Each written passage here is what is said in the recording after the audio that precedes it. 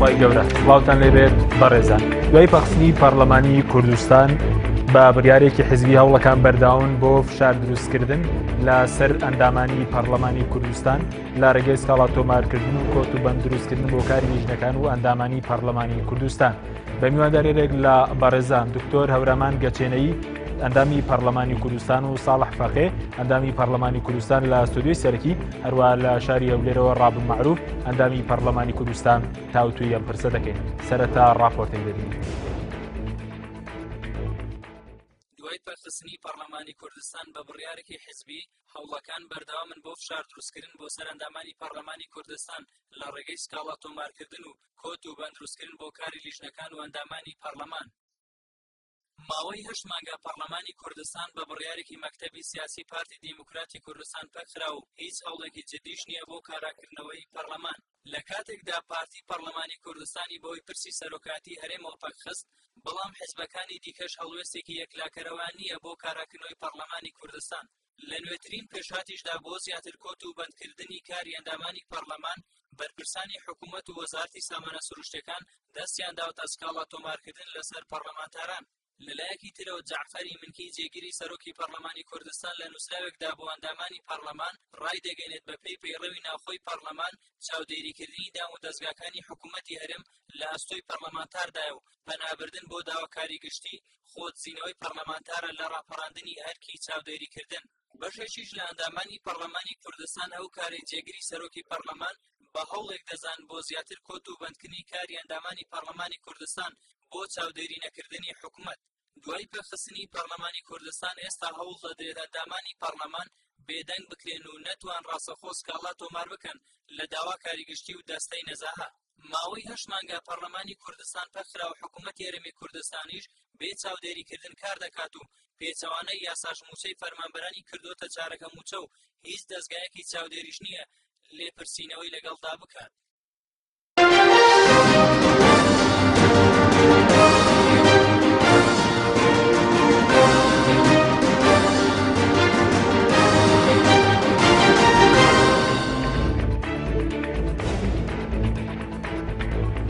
دووبارە سڵاوتان لەوێت بەڕێزان سوپاس بۆ میوانەکانم کاک تۆرەورەمان ئەگەر لە بەڕێستانەوە دەست پێ بکەین سەرتا باز لەوە بکەین دوای 8 مانگ لە پەرخستنی پەرلەمانی کوردستان هیچ سەوڵێکەیە بۆ کاراکردنەوەی؟ بسم الله الرحمن الرحيم الحمد لله رب العالمين وصلى اللهم وسلم وبارك على محمد وآله وصحبه أجمعين. سپاس بۆ بەڕێستان و سپاس بۆ کاک ساڵح فەقێ و سپاس بۆ بینەرانی بەڕێز و خۆشەویست. دیارە لە ڕاستیدا پەخستنی پەرلەمانی کوردستان بە بڕیارێکی تاکە حیزبێک بڕیاری مەکتەبی سیاسی تاکە حیزبێک ئەمە پێم وایە لاپەڕەیەکی بەڕاستی زۆر نامۆ و بەد و خراپە بە تەریخ و مێژووی ئەم حکوومەتەی خۆمان حکوومەتی کوردی کە لە ڕاستیدا من پێم وایە کە بە هیچ شتێک پڕ ناکرێتەوە و جوبران ناکرێتەوە تەنها بەوە نەبێ کە ئەو لایەنەدان بە هەڵی خۆی دابنێ و بگەڕێتەوە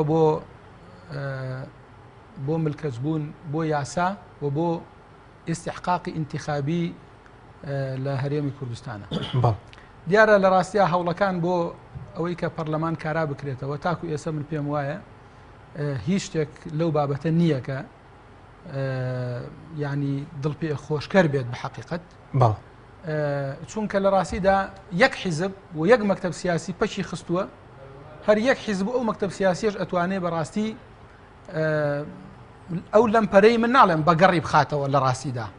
من ئەڵێم ئەو زوڵمەی کە کردوویەتی ئەو لەمپەر و تاسەی گەورەی دروستی کردووە لە بەردەمی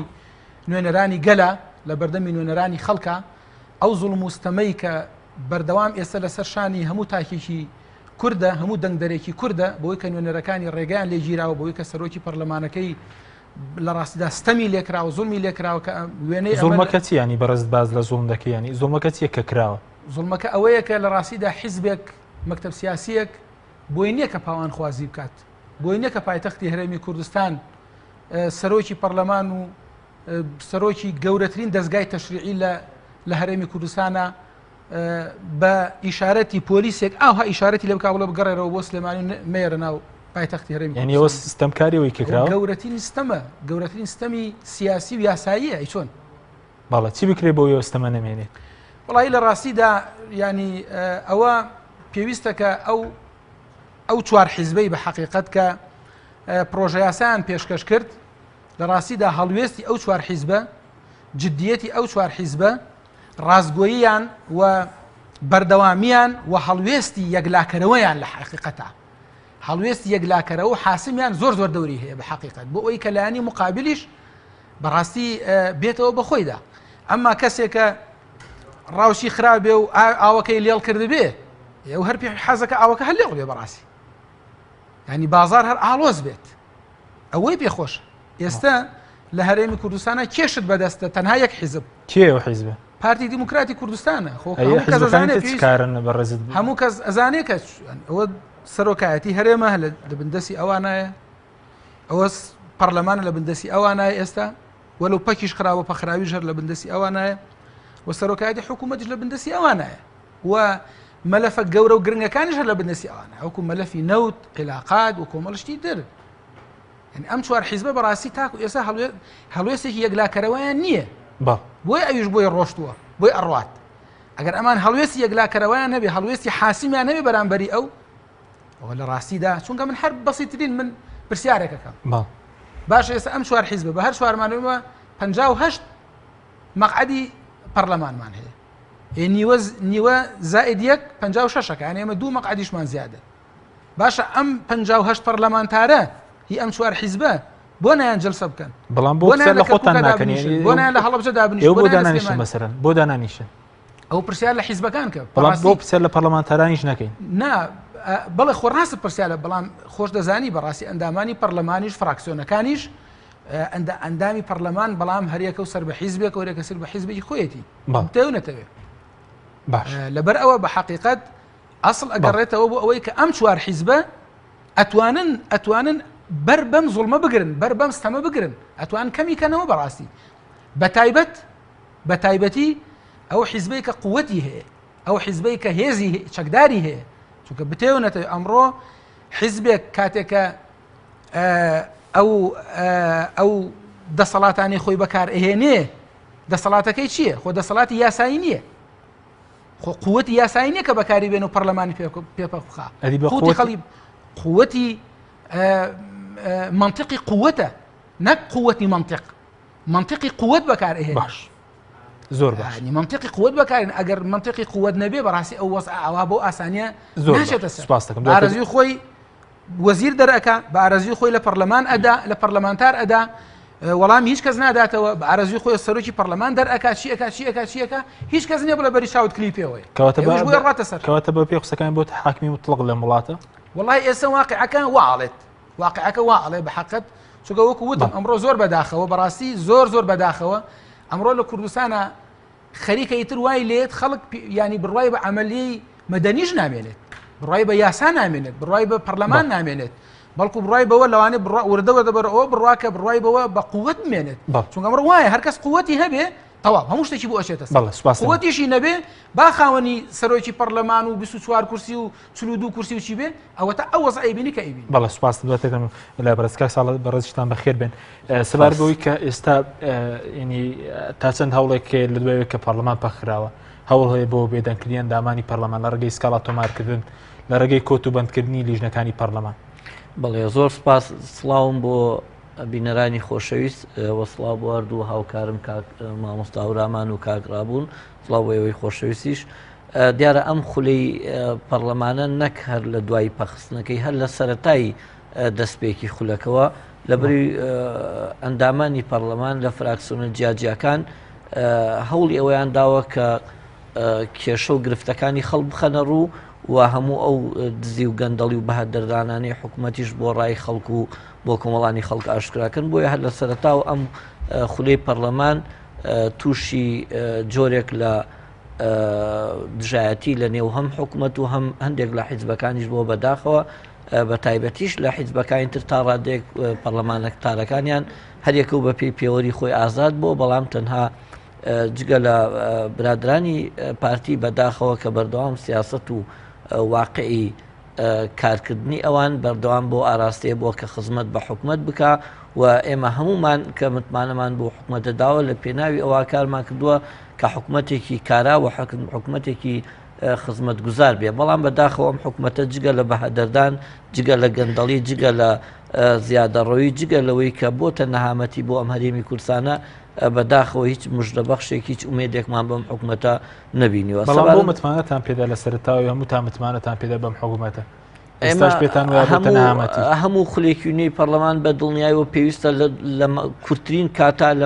لە ماوەی یاسایی خۆیان متمانە بۆ کابینەیە بدرێ و ئەم کابینەیە ئێمە منوەکو ئەندامێکی یەکێتی نیشتیمانی کوردستان هەر لە سەرتاوە پارتی دیموکرات لەگەڵەوە بوو دیسانەوە یەکێتی نیشتیمانی لەگەڵ پارتی حکومت پێک بێنێ بەڵام یەکێتی نیشتیمانی کوردستان لەگەڵ ئەوە نەبوو لەگەڵەوە بوو کە ئەم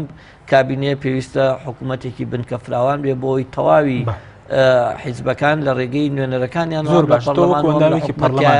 بەشدار پەشیمانی لەوەی دەنگت بەم کابینێداوە لە ڕاستی ئەم کابینەیە نەکرد پەشیمانەبی لەوەی کە دەنگداو و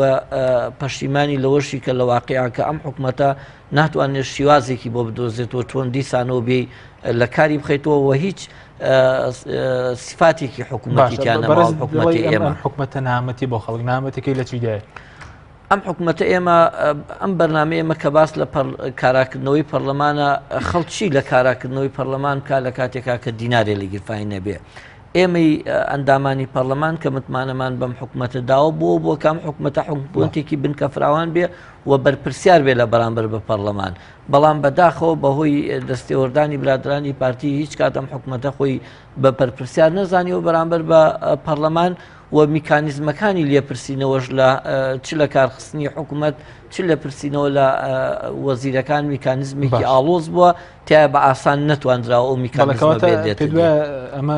زۆرجار حکوومەت لە نێوان نیعمەت و نەکبەدا حکوومەتە نەکبەتە بەخسەیتەوە ئێمە ئەگەر یەک نمونەیەک بهێنەوە من ئەم حکوومەتە لە ڕاستیان ناوێک نییە هێندەی لاوازی ئەم حکوومەتە لە ئاستی ئەوە بێکە ئەم حکوومەتە ناوی بنێ ئەو حکوومەتە لە ڕاستی ئەمە حکوومەت نییە دەسەڵاتێکە تەنها لە بەرژەوەندی شخصی خۆی کارەکات وتیا هیچ خزمەتێک بە خەڵکەکە ناکا و هیچ خزمەتێک بە کۆی گشتی پرۆسەکەی لەسەری نایکات ئەمە بێ مەسەرەوە بەڵێ ئێمە ئەم حکوومەتە تەنها بەناو وەکو دووبارەیەکەم و حکوومەتە تەنها و تەنها ڕنگدانەوەی واقعی سیاسەتی پارتی دیموکراتی کوردستانە لە ناو حکوومەتە وەلایەنەکانی تر بە یەکێتی نیشتیمانیشەوە کە من ئەندامێکی یەکێتیم یەکێتی نیشتیمانی کوردستان لە ڕووی هێزەوە هەموو لایەکە زانێت زۆر لە پارتی زیاتر توانیوێتی لە ڕێگەی هێزی پێشمەرگەی قارەمانەوە خاکی پیرۆزی کوردستان پارێزێ و لە ڕووی هێزەوە ئەتوانم بڵێم هێزێک نییە لە کوردستانە بتوانێت بربەرەکانی لەگەڵ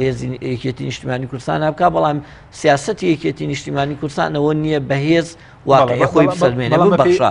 بەڵێ ئەمە بێ مەستەرەوەی ئێمە وەک لە ڕووی هێزەوە هێزێکی گەورەین و لە ڕووی واقعەوە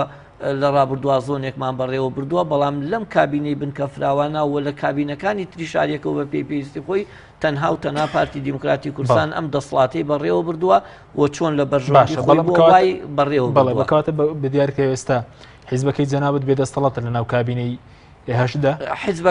حیزبەکە ئێمە بێدەسەڵات نییە بەڵام نوێنەرەکانمان لە ناو ئەم کابینەیە وەزیرەکان هەموو ئەوانەی کە هەن لە کارە ئێستا بە پێی یاسا هەمووی پشکی ١٧ نییە لە عێراقەوە بۆمان بێت تەنها ئەو پارەی کە هەیەویش لە ڕێگەی وەزارەتی سامانە سروشتیەکان وەزارەتی داراییەوە کە هیچ کام لە وەزارەتەکانی ئێمە پارەی نییە بۆ یەکێتی نیشتیمانی کوردستان ئەمەوێ ئەوە تەواو بکەم ئەگەر بیەوێ بەهێز بیسەپێنێ ئەتوانێ هەموو شتێک بسەپێنێ واشتوانێت لە پارتی دیموکراتی کوردستانی قبول نەکا بەڵام ئەوەی کە هەندێک لە برادر باسێکات چی کشانەوەی یەکێتی نیشتیمانی کوردستان لە حکوومەتی هەرێمی کوردستان وە چی هەندێک گرژی ئۆتۆماتیکیان دوو ئیدارەیە نامانەوێت هەرچەند ئێستا لە ڕووی واقعەوە پارتیەوڵی دوو ئیدارەیەدا بەڵام ئێمە نامانوێت بەرپرسیارەتی دوو ئیدارەی لە ئەستۆمان بێ هەرچەند ئەمە خواستێکی بەشگەرەوە لای بەرزەگەر بچین لای مامۆستا ڕابوون لە هەولێرەوە مامۆستا ڕابوون سڵاو لەبێ زۆر سوپاس بۆ بەشداریکردن لە بەرنامەکەمەدا خۆتە نەزانن زیاتر لە 8 مانگ پتێپەر بەسەر لە کارخستن و پەخستنی پەرلەمانی کوردستان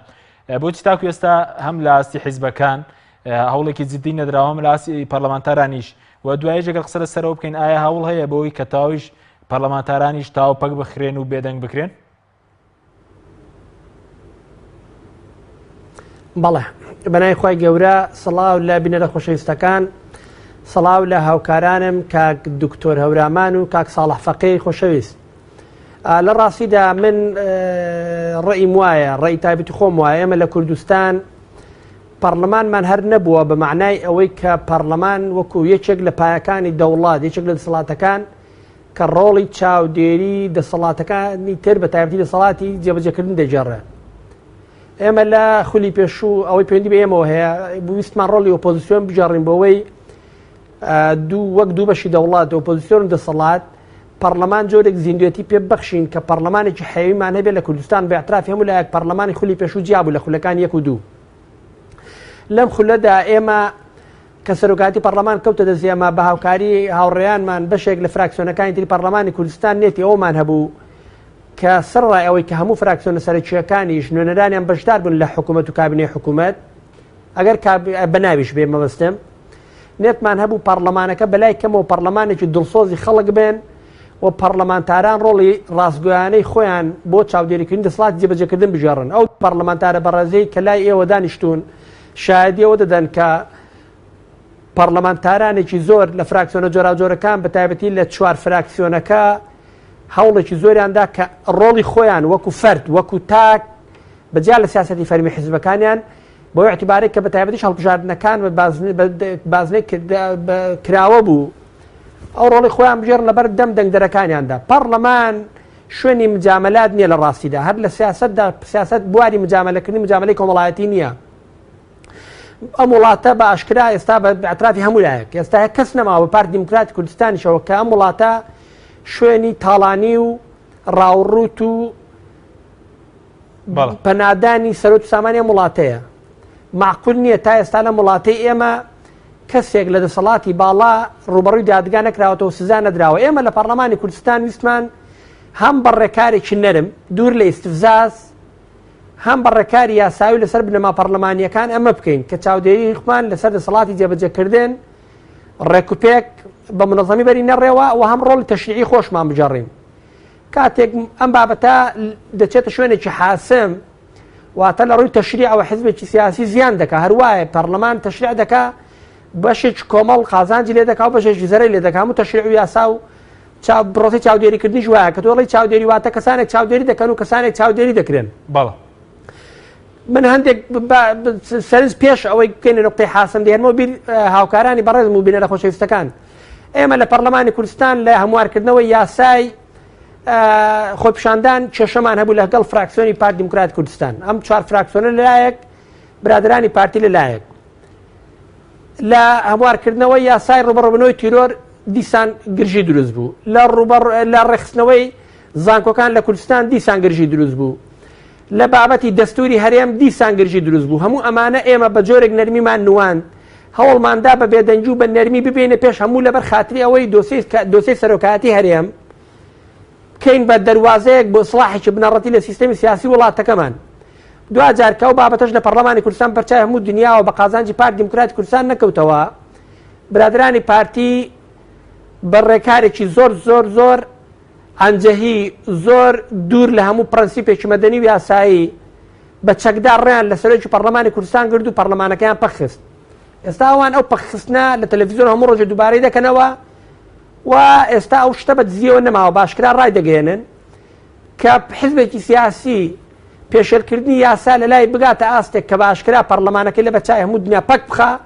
و سەرۆکەی بنێرێتەوە ماڵەوە بە تاکید بەلای منەوە بابەتەکانی تر دەبنە بابەتی لاوەچی.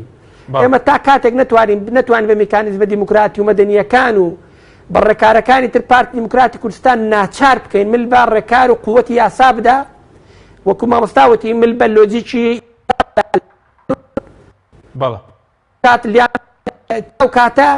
من پێم وایە هەموو بابەتەکانی تر دەبنە لاوەچی. بۆیە ئێستا ئەرچی ئەم 4 حیزبە هەرچی ئەخلاقی ئەم 4 حیزبەیە کە بۆ بانگەشانەی کردویانە بۆ دۆکومنتانە هەمووان ئیمزامان کردووە پابند بین بە یەکەوە جۆرێک فشار لەسەر پارتی دیموکراتی کوردستان دروستکەین بۆ ئەوەی پارتی دیموکراتی کوردستانیش بێتە ڕیزی نیشتیمانیەوە بۆ ئیسلاحێکی بنەڕەتی لە سیستەمی سیاسی وڵاتەکەمان و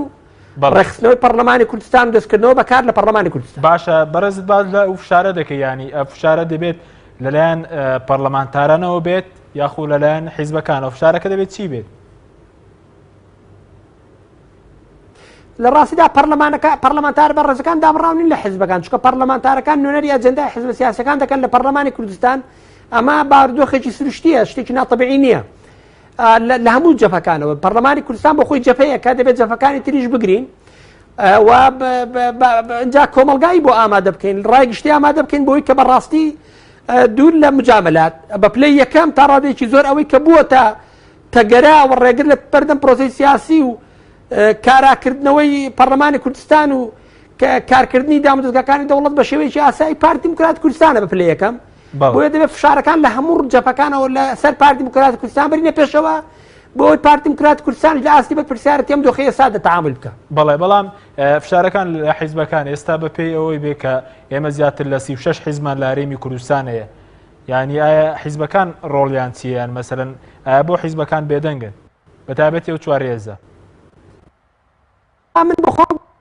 ڕام بەوەیە بەشێکی زۆر لەو حیزبانە دروستکراون بەشێکن لەو پرۆسەنا دیموکراتی لە کوردستان هەیە کە ئەوانش بەشێکی زۆریان پارتی دیموکراتی کوردستان درستی کردوون بۆی بەکاریان بێنێ حیزبەکان دیارنەوانن یەکچێتی نیشتمانیە بستنەوەی گۆڕانە یەکگرتووی ئیسلامیە کۆمەڵی ئیسلامیە بستنەوەی ئیسلامی و چەند حیزبێکی تری سیاسین کە مەواقیفیان دیارە جا ئێمە لەگەڵ مەواقیفەکانیان بینیان نەبین دەکرێت ئێمە لە هەندێک پێچی سیاسیا ڕێئیمان جیاوازی بەڵام ئەوانە حیزبی سیاسین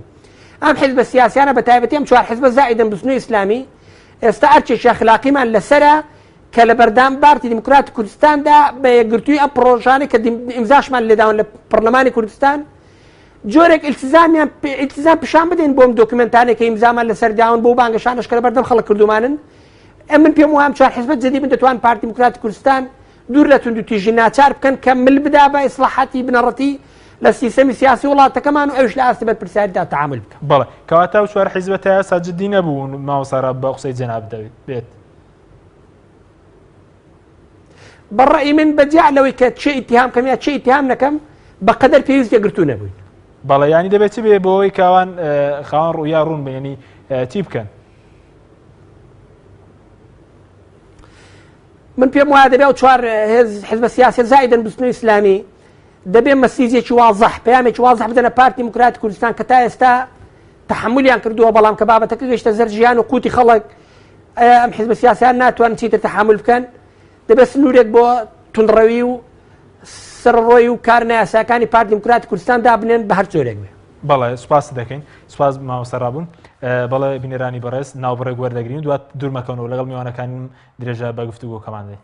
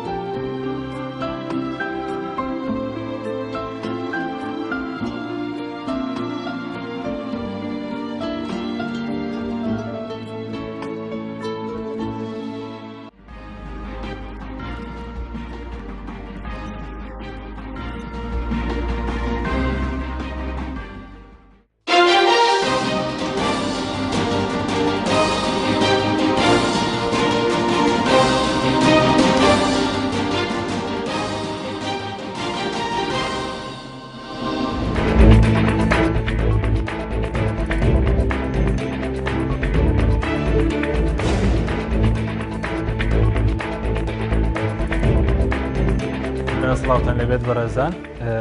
دکتۆر هەورەماگەر بێمەوە لای بەڕێزت سەبارەت بە مەسەلەی ئەرکیە وەکو پەرلەمانتار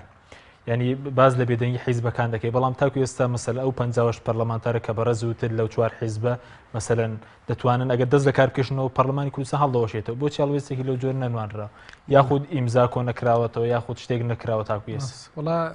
لە سەرەتای بەرنامەکەەوە لە بیر بچوو بەخێرهێنانی میوانی بەڕێز ماوەسە ڕابوون کەم لێرەوە بەخێرهێنانیەکە مسڵاو و خۆشەویستیم بۆی هێو داوای عفومەیە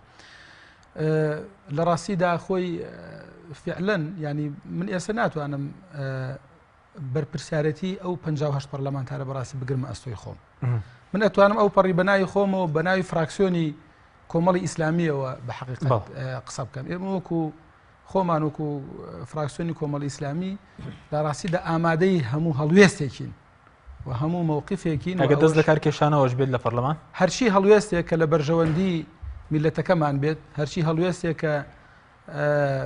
دەرەنجام ئەوەی لێ بکەوێتەوە کە بەر بە زوڵم و ناعەدالەتی و پاوانخوازی و قۆڕخکاری و دزی و فزی و گەندەڵی و قڕی و پڕی بێ ئێمە ئامادەی ئێمە بەڕاستی وعدمان بەخوای پەروەردگارداوە ئەوەڵەن و وعدمان بەو جەماوەری خۆشمانداوە کە دەنگی پێداوین و پێم وایە تاکو ئێسش خاوەنی وعدەکانی خۆمان بەڵام بەڕاستی تەنها بە ئێمە ینی هیچ شتێک ناکرێت خۆتەزانی بە تەنها بە دەستێک ینی چەپڵە لێ نادرێت بەڵام ئێمە خۆمان ئامادەی هەموو هەڵوێستێکین بەڵام بەداخەوە ئێمە بە حەقیقەت حەزەکەم ئاماژە بەوەش بکەم ئێمە ئەم خولە دامان نابوو کە کاری باش بکەین بە حەقیقەت و کاری باشیشمان کرد بەڵام لە ڕاستیدا دەسەڵاتدارانی هەرێمی کوردستان ڕانەهاتون لە ئاوها پەرلەمانێک و پەرلەمانتارێک چۆن ڕانەهاتون لەگەڵ پەرلەمانێک کە ینی بە ئەرکی خۆی هەڵسێت ڕاهاتون لەگەڵ پەرلەمانێک کە بە یەک ڕۆژ پرۆژه یاسایان بۆ بنووسێ و خوێندنەوەی یەکەمی بۆ بکرێ و خوێندنەوەی دووەمی بۆ بکرێ و مناقەشەش بکرێ و دەنگدانیشی لەسەر بکرێ و کەسیش پێیانەڵێ بری چاودان کلیپەوەیە ڕاهاتون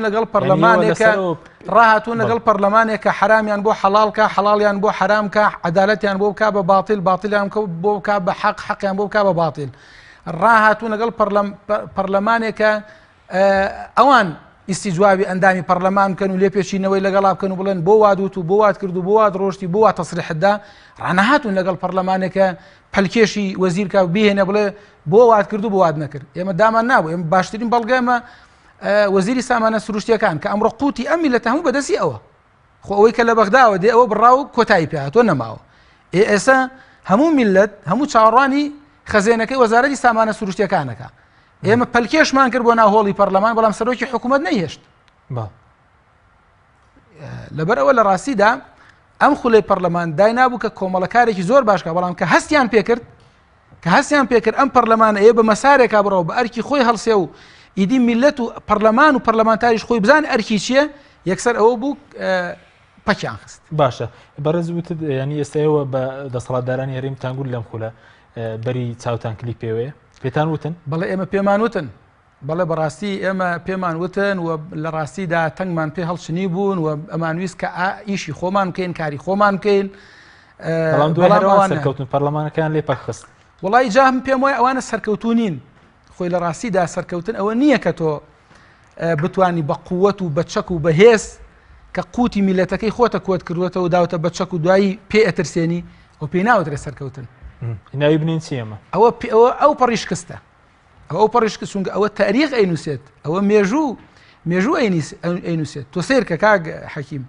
خوای گەورە 124,000 پێغەمبەری ناردوو عەلەیهیم السەلام هەر هەموویان کوژراون لە خاج دراون پێغەمبەر صلی الله علیه و سلم ئەفەرمێ بە مشار کراون بە دوولەتەوە وەکو خوا ئەفەرمێ وەقەتلەهم الئەنبیاء بغەیری حەق چەندین پێغەمبەری خۆیان ڕیز کرد و یەک کوشتویانن بەڵام خوای تەعالا هەر پێغەمبەرانی خوا بە سەرکەوتوو لە قەڵەمەدا هەر پێغەمبەرانی خوا سەرکەوتون بۆ چونکە سەرکەوتن ئەوەیە کە لەگەڵ حەقا بێت کە لەگەڵ ئەوەی کە ئێستا لەگەڵ یاسا ئەوەی کە یاسا شکێنیە کات ئەوەی کە حساب بۆ دەنگی خەڵک ناکە ئەوەی کە حساب بۆ ڕەنگی خەڵک ناکە ئەوەی کە وازانێک کە قووەتی هەیە ئیدی هەموو شتێکی هەیە ئەو لە ڕاستیدا ئەوە سەرکەوتن لێ ئەو پەڕیش کست و تەدمیر و بەرەو خوار هاتنەوەیە سوپاس دەکەم کاک ساڵح گەر بینە سەر ئەوەی کە ئێستا هەوڵێک شێ بۆ بێدەنگکردنی پەرلەمانتارن و نووسراوێکی جێگری سەرۆکی پەرلەمانی دەرچووە کە بە باز وەکە لەمە دووە نابێت ڕاستە و خۆسکاڵە لە داواکاری گشتی تۆمار بکرێ ئەمە هەوڵێکە بۆ زیاتر بێدەنگتنی پەرلەمانتارە؟ بڵێ ئەمەی ئەم نووسراوی بەڕێز جێگری سەرۆکی پەرلەمان بەشێکی ڕاستە. ئێمە پێویستە ئەگەر پەرلەمان لە کاتی ئاسایی خۆیان بێ وە کارا بێ و لە کارا بێ بە پێ و مادانە بانگشت و ئیستیجوابەتیان لە مادەی 61 بۆ هەفتا دیاری کراوە لەبەرەوەی ئەوەی کە پەرلەمان و پەیڕەوی ناوخۆی پەرلەمان دیاری کردووە ماوەیەکی کورتی داناوە کە لە 15 ڕۆژ تێناپەڕێت تایە ئەگەر ئەو وەزیرەیان حکوومەت یان هەر کەسێکی حکوومەت تایە وەڵامی پێویست و گونجاو و ڕازگویانەی نەدایەوە ئەتوانێت لە دوایەوە بانگشتی وەرگرتنەوەی متمانی لێ بکرێ. بۆیە ئەو ڕێکارانی کە پەیڕەوی ناوخۆی پەرلەمان دایناوە ڕێکاری خێرایە بۆ وەک چۆن متمانە بە حکوومەت و کابینەکەی دەی بە هەمان شێوەوە بە خێرایی متمانە لە حکوومەت هەموو بگیرێتەوە هەم هەر کام لە وەزیرەکانی بیان لەو هەتا سەرۆکی حکوومەت و جێگرەکەشی. بەڵام ئەو بەشەی تریکەتیایە پەیوەندی بە داواکاری گشتیوە لە ڕاستیە داواکاری گشتی لە هەرێمی کوردستانە خۆی ئەگەر بە ئەرکی خۆی هەستەیە ئێستا هەر پەرلەمانتارێک هەر کەسایەتیەکە ڕۆشنبیرێک هەر کەسێکی پسپۆر و شارەزایەن هەر وڵاتیەک کە خەبەرێک بڵاوکات و داواکاری گشتی ئەرکێکی بێ بە دوای ئەو خەبەرا بگەڕێ بۆی بەڵگە لەسەر ئەو خەبەرە کۆ بکاتەوە بۆی بتوانێت لەبەرەوەی تاکە مەرجعکە لە ڕووی یاسایەوە داکوکی لە حەقی گشتیەکە داواکاری گشتیە بۆیە ئەرکی داواکاری گشتیە بەبێ ئەوی پەرلەمانتارێکی یاداشتێکی بداتێ خۆی بڕوا بە دوای هەموو ئەو زانیاریانە بکەوێت بۆ ئێستا لە کەناڵەکەی بەڕێستۆ لێرە قسەی لەسەرەکرێ. بەڵام بەداخەوە داواکاری گشتیش بە هەمان شێوە ڕۆڵی خۆی نتوانی و ببینێ و ئەمەی بەڕێجێگری سەرۆکی پەرلەمانیش ناتوانێت پەرلەمانتاران بۆ کە بکاتەوە کە بە دوای ئەرکەکانی خۆیان نەکەون لەبەرەوەی هەموو وڵاتێکی کوردستان نتوانێت ڕاستە و خۆ سکاڵا بکە و ڕاستە و خۆ هەموو بەڵگە و زانیاریانی تایەتی ئاراسی داواکاری گشتی بکە واتە نەک هەر هەموو وڵاتێکە توانێت خۆی ئەرکیشێت. زۆر باشە دەبێت پرسیارەوەکەم لە سیستەمێکدا حکوومەت بەبێ چاودێری پەرلەمان کار دەکات یان دەکرێت مەسەلەن 8 مانگە پەرلەمان پاکراوە هیچ چاودێریەک نەبێت بەسەر حکوومەتەوە؟ ئێمە بەداخەوە پەرلەمان لە هەرێمی کوردستانە لە ڕووی واقعەوە بە درێژایی ساڵانی ڕابردوو لە دوای 92 و بە درێژای ئەم 24 ساڵی ڕابردوو نەیتوانیەوە بە ڕۆڵ و بە ئەرکی خۆی هەستێ و وەکو ئەوەی کە بەپی یاسام تاکە مەرجعی سیاسی و یاسایی هەر وڵات و هەرێمێکە و بەرزترین مەرجعیەتە لە هەرێمی کوردستانە بەڵام بەداخەوە نەک بەرزترین مەرجعیەت نییە هیچ کات لەلایەن حکوومەتەوە گوێی لێ نەگیراوە و هەر لە گوێ لە پێشنیار و بیر و بۆچوونەکانیشی نەگیراوە نەک متمانە وەرگرتنەوە و بەرپرسیارەتی وەرگرتن بۆی ئەمە یەکێک لە ئەرکە سەرەکیەکانمانەوەیە کە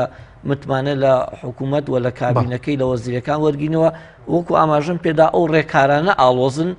بۆیە ئێمە ئەو چوار فراکسۆنەی کە مامۆسایش ئاماژەی پێدا بە هەر چوار فراکسۆنەکە یەک بگرین بۆی متمانە لە وەزیرێک بسەنین ناتوانین لەبەرەوەی پێویستی بە دوو لە سەرسەیە کەواتە ئەو ڕێکارانە ئەوەندە ڕێکاری ئاڵۆزن بۆ وەرگرتنەوە لە هەر یەکێک لەو وەزیر و بەرپرسانە کەواتە ئەوان لەوە بوونەتەوە کە ئەزانن ئێمە کۆدەنگێکی وامان بۆ دروست نابێت. زۆر باش نەبوونی چاودێری نەبوونی چاودێری لە ڕاستیا هەر یەکێک لەو دەستگانی لە هەرێمی کوردستان هەیە پەرلەمان وەکوتمان ئێمە ئەگەر باس لە ڕووی یاسایەکەی بکەین بەرزترین و مەرجعیەتی سیاسی و یاسای هەر دەوڵەتێک ئەواتە یەکێک لە ئەرکە سەرەکیەکانی ئێمە چاودێریکردنی دام و دەستگاکانی حکوومەتە لەو ماوەی کە پەرلەمان لە کارا بۆ تامانگی 8 ساڵی ڕابردوو دەیان و سەدان چارتر ئێمە باسی کێشە و گرفتەکانی خەڵکمان کردووە نووسراومان کردووە هەوڵمان داوە بەڵام بەداخەوە لەو کاتەش ئێمە نەمانتوانیوە ڕۆڵە ڕقابەکەی خۆمان وەک پێویست سەرکەوتوو بین ئەوەی کە پەیوەندی بە ئێمە پەرلەمانتاران وەیە گیاندومانەتە شوێنی مەبەست لە ڕێگەی کەناڵەکانی ڕاگەیاندنەوە قسەمان لێ کردووە لە ڕێگەی نووسرا و راپۆرتەکان و ئاراسی لایەنەکان و مەرجعیەتی خۆمانمان لە پەرلەمان کە سەرۆکایەتی پەرلەمان کردووە بەڵام بەداخەوە کاری پێ نەکراوە بە نمونە ئێمە زیاتر لە 2 ساڵە لە هەوڵی ئەوین کە هیچ ژمێرەیەکی میری لە بانکە ئەهلیەکان نەکرێتەوە و بانکی کوردستان دابڕین لە ئەم حکوومەتە و لە پرۆسیال و گۆڕینەوە نەمانتوانی و لە کاتێکا کە پەرلەمان کارا بووە ماوەستا ڕابوونەگەر بێم وەلای بەڕێزت سەبارەت بەوەی کە بەڕێستان پێشبینی دەکەن کەی ینی پەرلەمانی کوردستان کارا بکرێتەوە چاودێری حکوومەت بکە بەڕێز لە ئەمڕۆ بابەتێکتان نووسیوە لەژێر ناونیشانی بەرەو باز لە دوورگەیەکی دموکراسی دەکەن ئایا هەرێمی کوردستان دوورگەیەکی دموکراسیە؟ بەڵێ لە ڕاستیا من ئێستا لەم ڕۆژانە سەرقاڵی نووسینی کۆمەڵێک بابەتم لەسەر ئەو ئەفسانانەی کە لە سیاسەتی کوردیا هەن پێش ئەم مەقالێکە برا بەڕێز ئاماژەت بۆ کرد من مەقالەیەکتر نووسی بوو بە ناوی ئەفسانەی هەرێمی یەکگرتوو دوای ڕێکەوتنی ئێمە لەگەڵی تر نیشتمانی کوردستان خەڵکانێک بەهانەی ئەوەیان دێناوە گوایە ڕێکەوتنی ئێمە لەگەڵی تر نیشتمانی کوردستان گریمانی ئەوەی لە دەکرێت مەترسی دروست کرا بۆی کە هەرێمە یەکگرتووەکەمان بکا بە دوو پارچەوە من ئەو مەقالەم نووسیوە بە ناوی ئەفسانەی هەرێمی یەکگرتوو باسیەوەم کردو کە هەر لە بنەڕەتە ئێمە هەرێمێکی یەکگرتوومان نییە تا لێی بترسین بێتە دوو پارچە بەڵکو ئێمە هەرێمێکی دوو پارچە و زیاتر لە دوو پارچەمان هەیە ومێدی ئەوم خواستۆ کە ڕێکەوتنی ئێمە لەگەڵ چێت نیشتیمانی کوردستان ببێتە دەواازەیەک بۆی ئەم هەرێمە پارچە پارچانە کۆ بکاتەوە ئەم بابەتی ئەم جارە شانم ئەفسانەی دوڕگەی دیموکراسیە خۆتان دەزانن لە دوای ڕاپەڕینەوە سەرکردایەتی سیاسی حزبە گەورەکان بەتایبەتی لەگەڵ ئەو ڕۆژنامە نووسەرانەی کە بەداخەوە لە کوردستان مستەفیدی ناشەرعی دەسەڵات و سیستەمی دوای ڕاپەڕین بوون بانگەوازی ئەویان دەکرد کە ئەم هەرێمی کوردستانە ئەوەندە دیموکراتە وەکو دوڕگەیەکی دیموکرات کە ئەوەش دیسان ئەفسانەیەک هەرێمی کوردستانی ئێمە ئەگەر دوورگەیەک بێ بە تاکید دوورگەی دیموکراسی نییە بەڵکو دوورگەی بێدادی و ستەمکاریە و خەڵکانێک ئەگەر بیانەوە گۆڕانکاری لە سیستەمی سیاسی ئێرە دروست بکەن و فعلا نێتێکی جدی هەبێ بۆی کە گۆڕانکاریی ڕیشەی بەسەر ئەم بارودۆخ و ئەزمموی حکومڕانی ئێمە دابێنین دەبێ ئاگامان لەوە بێ دەرچی ئەوە بکەین کە ئەم سیستەمە سیاسی ئێمە دیموکرات نییە و سیستەمێکی چاکمان نییە حکومێکی ڕەشیدمان نییە و هەرێمەکەشمان بەدڵنیایی و دوورگەیەکی دیموکرات نییە ئەوە من لەو مەقالەدا باسی ئەوم کردووە و ئێستاش من تاکید لەوە دەکەمەوانێ ئەگەر ئێمە حزبە سیاسیەکان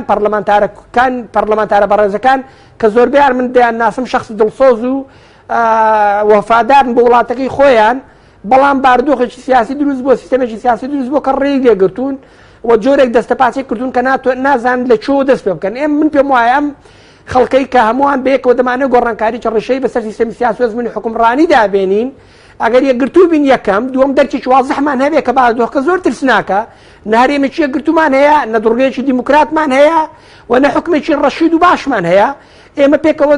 بە پلانی گونجاو دەتوانین ئاڵگۆڕ ڕیشەی بەسەر سیستەمی سیاسی ئێستا دابێنین بەڵام بە تاکید ئەوە ئازایەتی دەوێت دەبێ ئێمە ئازابین نەترسین هەروەکو دکتۆری بەڕێز ئاماژەی بۆ کرد لەسەروی هەموو شتەکانەوە ئەوە گرنگ کێمە شانازی بۆ بکەین کە لەگەڵ حەقین لەگەڵ داخوازیەکانی خەڵچین بۆیان پێویستە نەترسین نەسڵەمینەوە من پێم وایە ئەگەر بەیەکەوە هەمووان دەرچێکی واضحمان هەبێ یەکگرتوو بین دەتوانین گۆڕانکاری ڕێشەی بەسەر ئەزمموی حکومڕانی ئێستا دابێت باشە زۆر باشە بەڕێزت پێشتر لە چاوپێکردنێک لەگەڵ ئێمە باست لەوە کرد کە دام و دەستگاکانی هەرێمی کوردستان بە پەرلەمانی کوردستانیشەوە بارمتەن لای حیزبێک ئێستاش سووری لەسرم بۆچوونەی خۆتان پێتان وایە دام و دەستگاکانی هەرێم بارمتەن لای حیزبێکی سیاسی بەڵێ من دوای ئەم ڕووداوانە و پێشتریش تەمان تەئەمولات تایبەتی خۆم هەبوو کەم باردۆخە بۆ وای لێ هاتەوە چۆن دەتوانین چاچ بکەین ئەوەی بەڕێز ئاماژەی بۆ دەکەی مەقالەیەکی ترە بە ناوی تەطبیقکردن یان ئاساییکردنەوەی هەولێر من دوای ئەو ڕووداوانە بەرەنجامێک گەیشتم کە هەولێر بە باردۆخێکی نائاسای ئەو ئاڵوگۆڕی ئێستای بەسەردا هاتوو خۆتان زان دوای سوێکی ئاب و ئێستا هەموو هێزە ئەمنیەکانی پارتی دیموکراتی کوردستان کە هێزی ئەمنی حزبین هەم هێزی ئاسایش هەم هێزی هەواڵگری کە دەکات دەستگای پاراستن بە زمانی خەڵک و هەم پاراستنەکەی کە هێزی پێشمەرگەی کوردستان پارتی دیموکراتی کوردستان بەشە پێشمەرگەی منتەقەی داگیر کردووە بەو معنای کە لە دەستی حزب تونت ڕای گرتووە ڕێگری دەکانەوەی کە هێزێکی نیشتیمانی یەکگرتوومان هەبێ کە هێزی چەکداری دوور لە حزب سەر بە حکوومەت بێ ئەمەش یعنی هەموو هەولێری کردووە ببارمتە لە دەستی حزبدا لا باردۆخی چاوادا من لەو مەقالێدا باسی ئەوم کردووە کە هەرموو دەستگای نیشتیمانیەکانی دەستگای قەزایی پەرلەمانی کوردستان و حکوومەتی هەرێمی کوردستانی زائدن هەموو دەستگای نیشتیمانیەکانی تر ئەوانەی کە لە پایتەختن فەرعی سەرچان لە پایتەختە هەمووان بەسەرێکەوە بە ئێمەمانانیشەوە بارمتەین لای پارتی دیموکراتی کوردستان بۆ معنای لەکوێ پێمان خواردانا بە بەرژەبەدژی بەرژەوەندەکانی برادرانی پارتی دیموکراتی کوردستان و چۆ لەکوێ وەکۆی ئەم جارە لە دۆسی سەرۆکاتیانە ئەم ڕوویدا فعلا فشاری ڕاستەقینە و جدی بۆ سەر بەرژەوەندەکانی پارتی دیموکراتی کوردستان دروست بوو دەڵێ فەرموو لە دەرەوەی سنووری هەولێر لە بەرەبەرە و کەرکووک لەو دی و دێگەڵا لەو دی و پردێەوە لە بەرە و سلێمانیش لەو دی و دێگەڵەوە فڕیان دەداوە کۆی لەم ڕژانەش دیسان کۆمەڵی هەرسوڕاوی خانمی بەڕێزی ڕێکخراوێکی ژنانێن فڕێداوە لەو دی و پردێەوە بۆ معنای سنووری دەسەڵاتی پارتی دیموکراتی کوردستان لە دوای پردێ کۆتایی پێدێ باشە زۆر باشە ئەم باردۆخە یعنی دەستگای نیشتیمانیەکانن لە هەولێر کردووە بارمتەی حزب بۆیە من یەکێک لە تێبینە تایبەتەکانی خۆم ئەوەیە کە دەبێم چوار حزب بەیەکەوە سیاسەتێکمان هەبێ بۆ ئاساییکردنەوەی هەولێر لە تەطبیقکردن و یەکگرتنەوەی هەرێم و یەکپارچەکردنی هەرێمدا دەبێ هەولێر لە دەستی حزب ڕزگار بکرێ دەستگا ئەمنیەکانی لە حزب ڕزگار بکرێن و هێزێکی تایبەتی ئەو تۆ هەولێر بپارێزی هەم لە دەرەوە هەم لە ناوەوە هەم هێز چەکداری پێشمەرگەکەی هەم هێز ئەمنیەکەشی لە ناوە کە لە دەستی هیچ حزبێکی سیاسیدا نەبێت بە فعلی هەولێر بکرێت بە پایتەختی نیشتیمانی هەمووان دواتە تەطبیع و ئاسایکردنەوە بگوازینەوە بۆ شارەکانی تر وەک نمونەی هەولێر هەم بەرەو بادینان هەم بەرەو سلێمانی و کەرکووک. زۆر باشە سەبارەت بۆی کە بەڕێزت دەڵێ مەسەلەن حکوومەت پەرلەمان دام و دەستگەکانی تر بارمتە و دیلن ینی چۆن دەکرێت ینی ئەوە کۆتایی پێ بێنرێ کۆتایی بەم حاڵەتە بێنرێت کە دام و دەستگەکانی هەرێمی کوردستان بارمتە بن لای هێزێکی سیاسی چارەسەرەکە قورسە جارەیە دەبێ هەمووان بۆ بنین کە هەموو بارمتن لای حزبێکی سیاسی ئەوە تا بۆ نمونە گریمان مامۆستا عەلیبا پیر وەک پیاوێکی بەڕێز کاتێک قسە دەکات پەلەماری داموزگەکانی دەدەن لە هەولێر ئەوە تا یەکگرتوونیش ئیسلامی کاتێک دەوێت هەڵوێستیا بێ فشاری دەخەنە سەر و تەنگژەی بۆ دروست دەکەن بە جۆرێک فراکسیۆنەکەی دەشڵەژێنن لە پەرلەمانی کوردستان ئەوە تا یەکێتی نیشتیمانی کوردستان کاتێک هەڵوێستی دەبێت جێگیری بەڕێز جێگیری یەکەمی سکرتێری گشتی لە سەیتەرەی دێگەڵە ڕێگری لێ دەکرێت ئەوەی دوای نمونەش ئەوەی بستنەوەی گۆڕانە کاتێک هەڵوێستی دەبێت وەزیرەکانی دەنێنە ماڵەوە و سەرۆکی پەرلەمانیش ڕێگری لێ دەکەن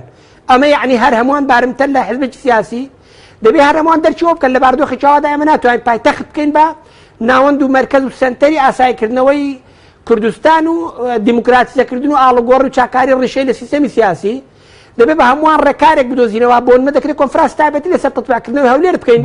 دوای بە تایبەتی دوای ڕێکوتنی ئێمە یەکێتی نیشتیمانی کوردستان بەیەکەوە بە یارمەتی حزبە بەڕێزە ئیسلامیەکان کە پایتەخت کاتێک پایتەختی هەمووانە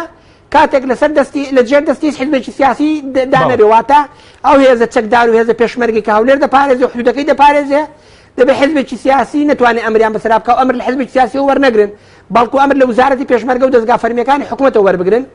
و هێزەکانی ئاسایش و جەهازەکانی هەواڵگریش لە دەستی حزب ڕزگار بکرێن دەکرێت بەمەڕ لێکۆڵنەوەی جۆراوجۆر پێشکەش بکرێت دوجار ڕێکەوتنێک و سازانێک بدۆزینەوە کە چۆن بە فعلی دەتوانین هەولێر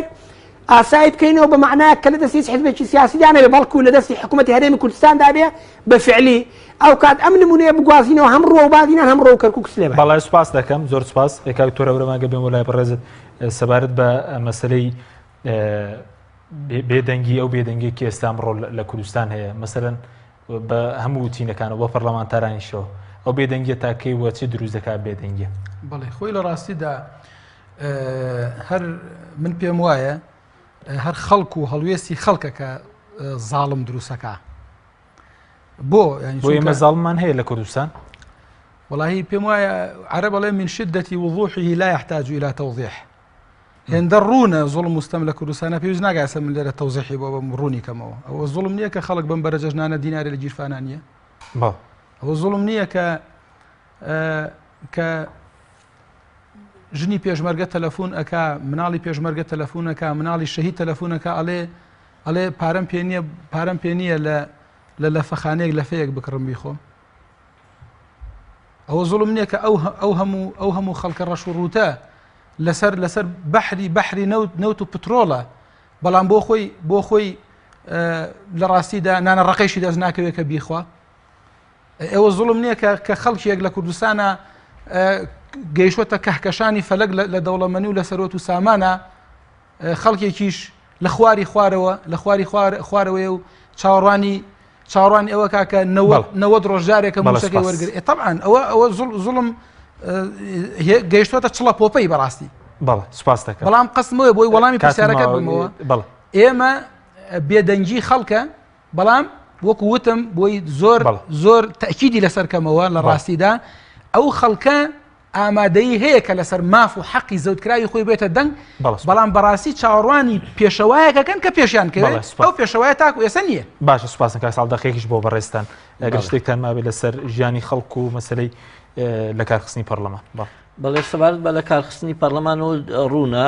ئێمە پەرلەمانتارانیشمان پێ ناکرێت پەیوەندی بەلایەنە سیاسیەکانەوە هەیە پێویستە ڕێکەوتنی سیاسی لەگەڵ کرێەوە سەبارەت بە کۆی گشتی پرۆسا ئەمڕۆ بەداخەوە خەڵک هیچ ئومێدێکی بەوە نییە کە پەرلەمان کارا بەیانکارانە بێ لەبەری بەواقع سەلماندوێتی لە ڕابردووشا کە پەرلەمان کارا بووە